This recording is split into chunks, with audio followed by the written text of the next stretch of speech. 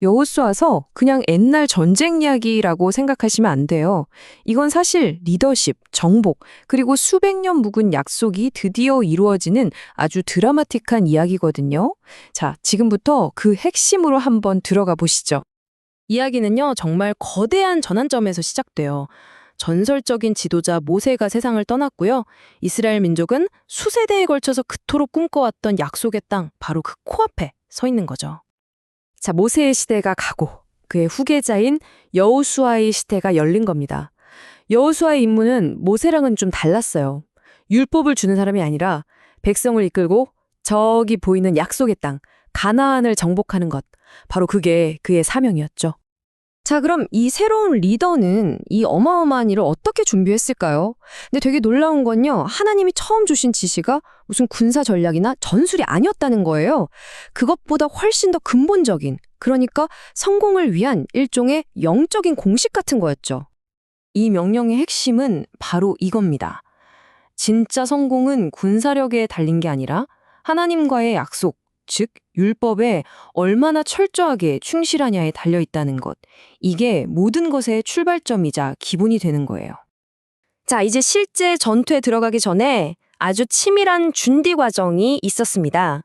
여호수아는 첫 번째 목표, 저 견고한 요새 도시 여리고에 정탐꾼 2명을 먼저 보냅니다. 이 정탐꾼들의 보고가 아주 결정적이었어요. 라합이라는 가나안 여인을 통해 얻은 정보인데 하나님이 이미 그 땅에서 일하고 계신다는 걸 확인시켜 준 거죠. 적들은 이스라엘 군대를 보고 떤 게 아니었어요. 그들의 하나님에 대한 소문을 듣고 이미 사기가 완전히 꺾여 있었던 겁니다. 그리고 이어서 민족 전체가 홍수로 불어난 요단강 앞에 섭니다. 그런데 정말 믿기 힘든 기적이 일어나요. 마치 홍해가 갈라졌던 것처럼 강물이 쫙 갈라지는 겁니다. 이건 뭐 그냥 기적이 아니고요. 옛날 모세와 함께했던 바로 그 하나님이 이제 여호수아 너와 함께한다. 이걸 보여주는 아주 강력한 신호였던 거죠. 근데 여기서 정말 흥미로운 포인트가 있어요. 적진을 딱 들어갔는데 칼 갈고 창 다듬는 게 아니라 종교의식을 먼저 치렀다는 거예요. 할례를 행하고 유월절을 지키고. 이게 뭘 의미하겠어요? 이 전쟁이 그냥 땅 따먹기 싸움이 아니라 처음부터 끝까지 영적인 과업이라는 걸 아주 분명하게 보여주는 장면인 거죠. 자, 드디어 정복이 시작되는데요. 이 전체 작전의 성격을 보여주는 2개의 전투가 있습니다. 바로 여리고성 전투와 아이성 전투. 그런데 이 두 전투가요, 정말 하늘과 땅 차이로 극명하게 갈립니다. 첫 번째 전투, 여리고성. 와, 이건 전략이라고 하기에도 좀 민망하죠? 7일 동안 그냥 성 주위를 뱅뱅 돌다가 마지막에 소리만 지르라는 거였어요. 말이 되나요? 근데 이 말도 안 되는 명령에 그대로 순종했더니 저 견고한 성벽이 글쎄 와르르 무너져 내린 겁니다. 승리는 다른 거 없었어요. 그냥 순종 그 자체의 결과였던 거죠. 그런데 말이죠, 훨씬 작은 도시였던 아이성에서는 이스라엘이 정말 충격적인 패배를 당해요. 아니, 왜 그랬을까요? 이유는 딱 하나, 아간이라는 사람 때문이었습니다. 그가 여리고 성에서 몰래 전리품을 훔쳐서 하나님의 명령을 어긴 거예요. 결국 한 사람의 죄가 공동체 전체의 실패를 불러온 거죠. 바로 이 두 전투가 정복전쟁 전체를 꿰뚫는 핵심 원리를 보여주는 겁니다. 바로 거룩한 전쟁이라는 개념이에요. 이 전쟁은 승패가 군사력으로 결정되는 게 아니라 이스라엘이 영적으로 얼마나 깨끗한지, 하나님께 얼마나 순종하는지에 달려 있다는 거죠. 자, 여기서 많은 분들이 불편해하는 질문이 나옵니다. 가나안 사람들을 완전히 멸망시키라는 하나님의 명령, 이거 너무 잔인한 거 아닌가 하는 거죠.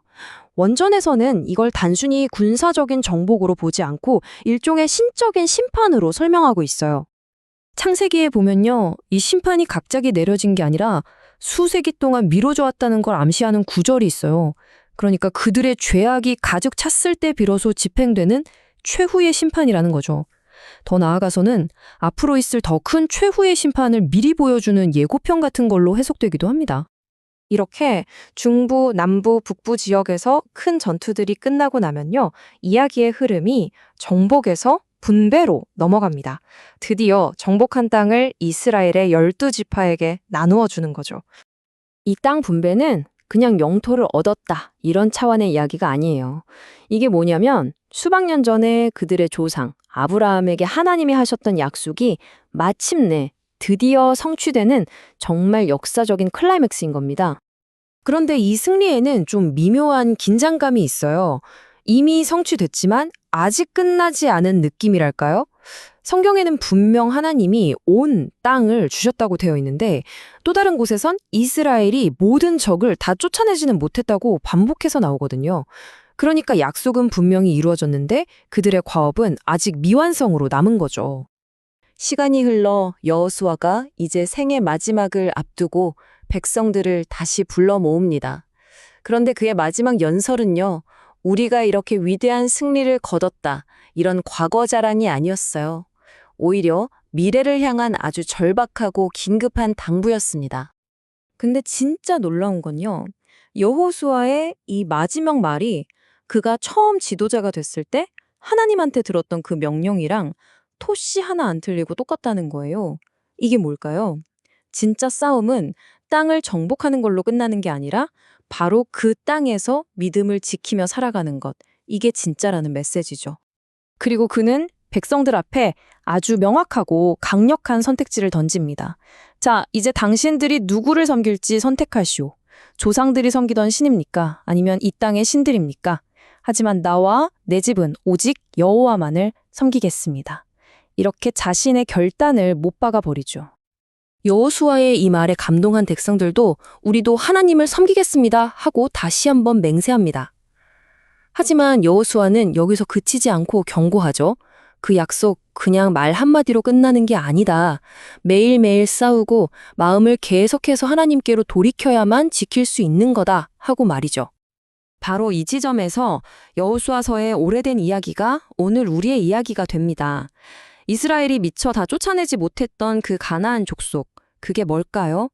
어쩌면 그건 바로 우리 마음속에 아직 남아있는 교만, 시기심, 무관심 같은 내면의 적들이 아닐까요? 밖에 전쟁이 끝났을 때 진짜 내 안에 전쟁이 시작되는 거죠. 결국 여호수아서가 우리에게 던지는 진짜 메시지는 바로 이것인 것 같습니다. 진정한 승리는 눈에 보이는 땅을 차지하는 게 아니라 매일의 선택 속에서 내 안의 가나안과 싸워 이기는 것입니다. 약속의 땅 문턱에 섰던 새로운 리더 여호수아처럼 우리 역시 매일의 삶 속에서 용기 있는 믿음의 선택을 해야 한다는 것. 바로 그것이 여호수아서가 우리에게 주는 도전이 아닐까요?